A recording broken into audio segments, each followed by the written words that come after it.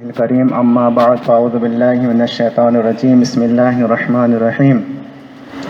میرے بزرگوں اور دوستوں، دین اسلام ہی ایک ایسا واحد مذہب ہے جو ہر شخص کے بارے میں، اس کے قول و عمل کے بارے میں واضح احکامات رکھتا اور بیان کرتا ہے۔ اللہ عز و جل کے سارے بندے یقیناً اس کے بندے ہیں اور بندگی میں سب برابر ہیں، لیکن حق پر کون اور باطل پر کون عمل کر رہا ہے، اس کی مکمل رہنمائی قرآن و حدیث میں فرما دی گئی ہے۔ کون سا قول اور کون سا عمل دائرۂ اسلام میں ہے اور کون سا نہیں، اس کی بھی مکمل وضاحت موجود ہے۔ اسلام ہمیں بتاتا ہے کہ ایک کافر مومن و مسلمان ہو سکتا ہے، جیسا کہ ہم دیکھتے چلے آتے ہیں، اور ایک مومن و مسلمان کہلانے والا کافر و مرتد بھی ہو سکتا ہے۔ اسی لیے قرآن و حدیث میں کفر شرک کے احکامات بیان فرمائے گئے تاکہ ان سے بچ کر اپنے ایمان کی حفاظت کی جا سکے۔ یہ اتنی صاف ستھری بات ہے جس سے کسی بھی سچے مسلمان کو انکار نہ ہوگا، مگر تبلیغی جماعت کے کوئی طارق جمیل صاحب ہیں جو یہ باور کرانے کی کوشش کر رہے ہیں کہ ایک بار کلمہ پڑھ کر کوئی مسلمان تو ہو جاتا ہے، مگر اب اس سے کفر یا شرک سرزد نہیں ہو سکتا، یا یہ مطلب ہے کہ کوئی مسلمان چاہے کفر کرے یا شرک، اسے مسلمان ہی سمجھنا ہم مسلمانوں پر لازم ہے۔ جبکہ علماء اہل سنت نے ہمیشہ قرآن و حدیث پر عمل کرتے ہوئے صرف اور صرف اسی شخص کو کافر یا مرتد بتایا ہے جبکہ اس نے کفر یا ارتداد کیا۔ کفر کرنے کے بعد اسے بتانا کہ بھائی تم سے کفر سرزد ہوا، توبہ کر کے اپنے ایمان کو درست کرو، دینی خدمت نہیں ہے تو اور کیا ہے؟ پیارے نبی کے امتی کو بچانے کی کوشش کرنا نہیں ہے تو پھر اور کیا ہے؟ انہیں ایک رکھنے کی کوشش نہیں ہے تو پھر کیا ہے؟ مگر ہے یہ کہ خود نئی جماعت بنا کر امت کو فرقوں میں بانٹ رہے ہیں اور پھر فرقوں میں نہ بٹو کی تبلیغ کر رہے ہیں۔ مگر آج تک اہل سنت والجماعت ایک فرقہ ایک جماعت ہے اور رہے آئیں گے انشاءاللہ الرحمن۔ اب اگر کوئی کفر یا شرک کرتا ہے تو اس پر قرآن و حدیث کی روشنی میں حکم لگایا جائے گا اور اسے واپس لانے کی پوری کوشش کی جائے گی۔ ہر سچے مومن و مسلمان بندے پیارے نبی صلی اللہ علیہ وسلم کے امتی کی یہی خواہش و تمنا ہوتی ہے کہ اللہ کے سارے بندے راست پر آئیں اور اچھے عمل سچے ایمان کے ساتھ اس دنیا سے جائیں۔ مگر اسلام کی تعلیم یہ نہیں ہے کہ ایک بار کلمہ پڑھ لینے یا کسی مسلمان کے گھر میں پیدا ہو جانے کے بعد اس کا اسلام فکس ہو گیا۔ ایسا تو نہیں ہے نا؟ کفر کرو، شرک کرو، بدعت و گمراہی اپناؤ، کوئی کچھ بولنے ٹوکنے والا نہیں، ایسا ہرگز نہیں ہے، بلکہ ہم سب مسلمان آپس میں ایک دوسرے کے ٹھیکیدار و ذمہ دار ہیں۔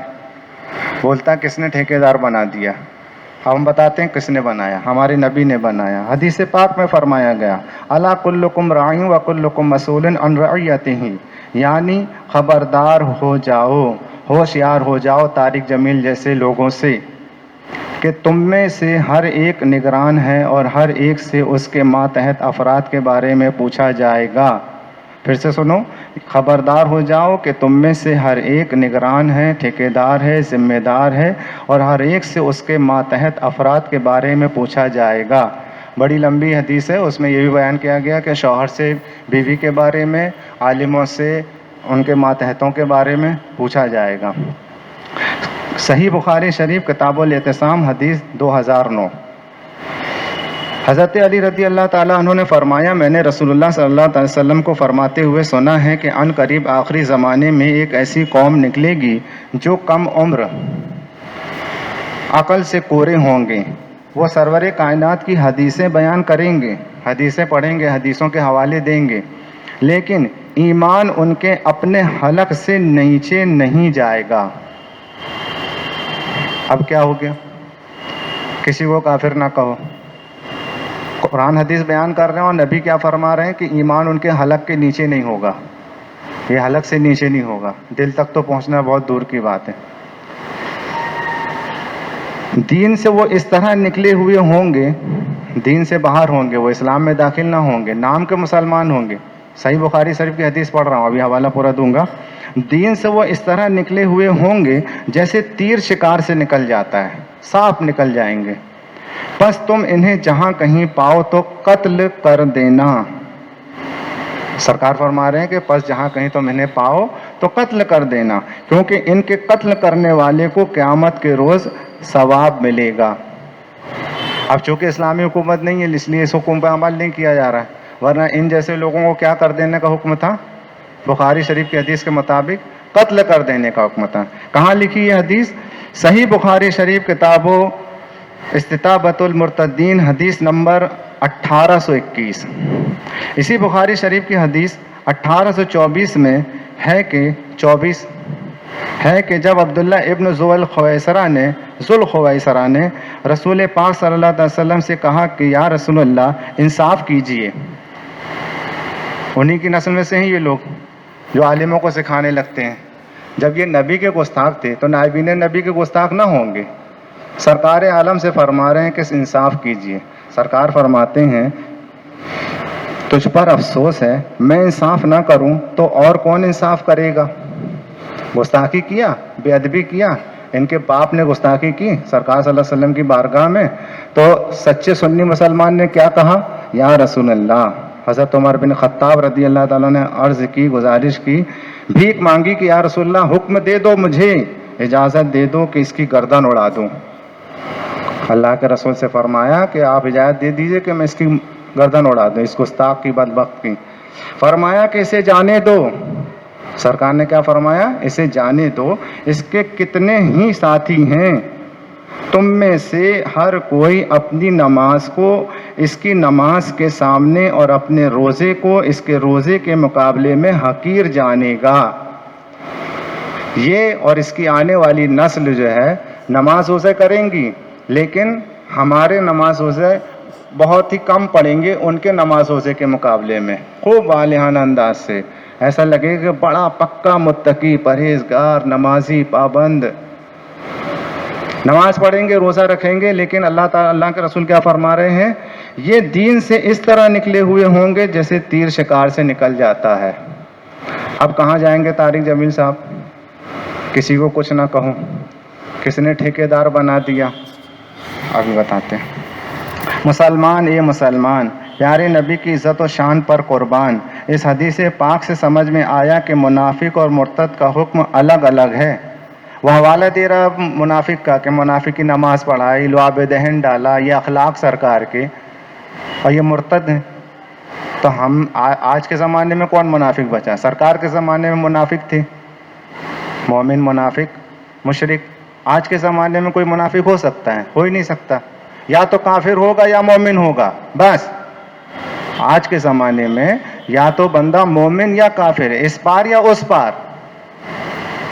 اب منافق کا واقعہ چسپاں کر رہے ہیں مرتدوں پر کہ مرتدوں سے نرمی برتو. تو پھر حضرت عمر کو نرمی برتنا تھی. اللہ کے رسول کی بارگاہ میں خود کہہ رہے ہیں کہ ہمیں اجازت دے دو کہ اس گستاخ کی گردن اڑا دیں, اور اللہ کے رسول خود حکم فرما رہے ہیں کہ ان کو قتل کر دینا.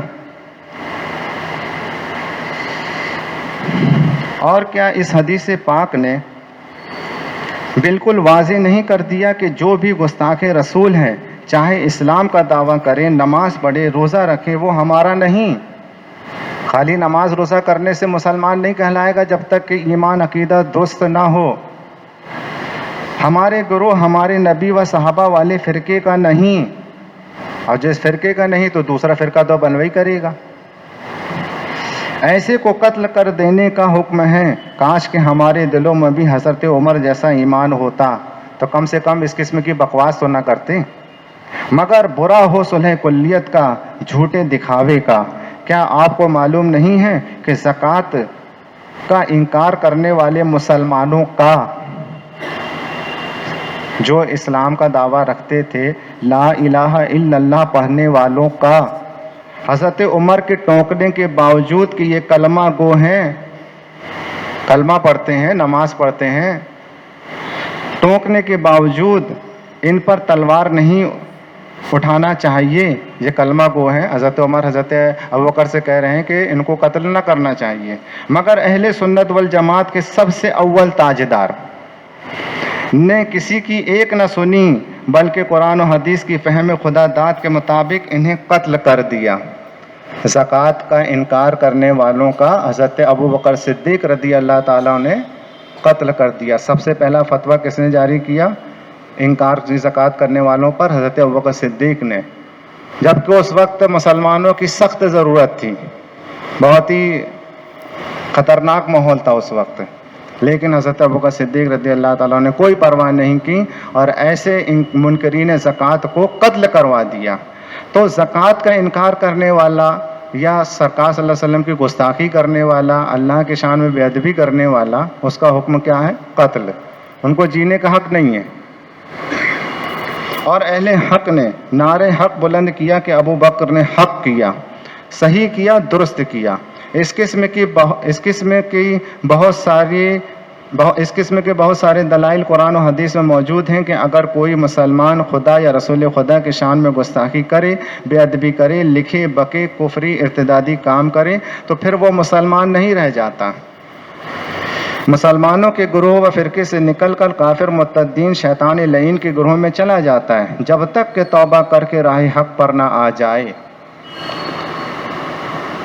مرتد کا تو حکم سیدھا سیدھا یہ ہے کہ قتل کر دیا جائے اسلامی حکومتوں، اور اگر کسی نے کفر، سرکار صلی اللہ علیہ وسلم کی گستاخی کرنے والے کا حکم یہ ہے کہ قتل کر دیا جائے، اور اگر کسی نے کفر بکا تو اس کا حکم یہ ہے کہ پہلے اسلام پیش کیا جائے، اگر لے آئے تو ٹھیک ہے، نہیں تو پھر قتل کیا جائے۔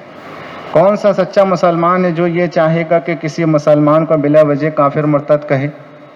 ہم کو کیا پڑی کہ ہم کسی سچے مسلمان کو بلا وجہ کافر مرتد کہیں؟ کفر شرک کرتے ہیں لوگ تو بتایا جاتا ہے کہ کفر شرک کیا، اور بتانے کا مقصد یہ تھا کہ تم بھی جنت میں ہمارے ساتھ چلو توبہ کر کے۔